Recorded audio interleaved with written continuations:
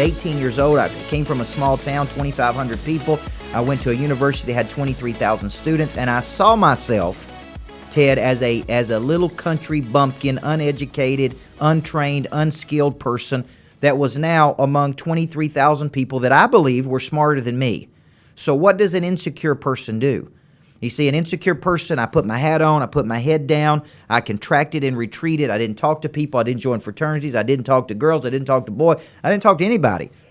All I did every single day is I tried to play under the radar because of how I saw myself. I had to reset how I saw myself. Now, I was a coach at that time. I was already coaching elementary basketball, and we were doing good. So I got a big phone call from the second largest high school in Tennessee, and they said, "We've heard about you. You're this young little whippersnapper." That would be a referral.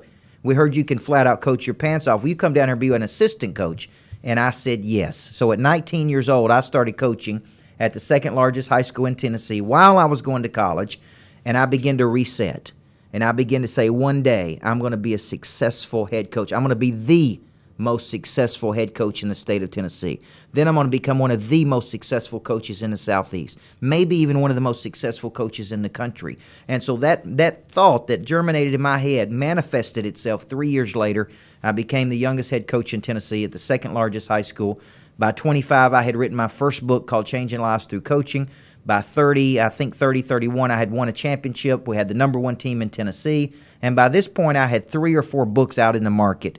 And I was going to speak on those books. People ask me all the time, how did you start speaking, writing books, coaching? At first, I wrote a book. I was winning a lot of games, and people would ask me to speak. I'd go speak, and people said, "Man, we enjoyed this. Will you come back and coach our people?" And I'm like, "No, I'm trying to win a championship. I'm not interested."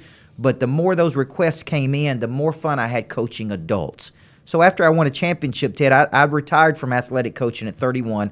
I spent the last 9 years building $1 million coaching business.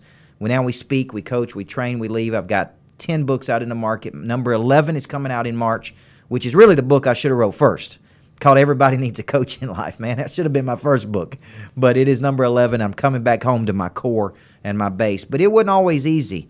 I had all kinds of problems my first year as a coach. I was 13 and 16. I've had periods where I've written books that didn't sell 5,000 copies for whatever reason. And so it wasn't all easy, man. It was just like every other entrepreneur's journey of failing, of succeeding, of recalibrating. And that's what you get really of 20, 25 years of coaching in me that's been both failure and success, to be honest with you. I found my voice very early in life through a conversation of another mentor leader in my life that said, you need to be a coach. This is your talent, and you're good at this. So at 15 years old, I knew I was supposed to be coaching. I've really spent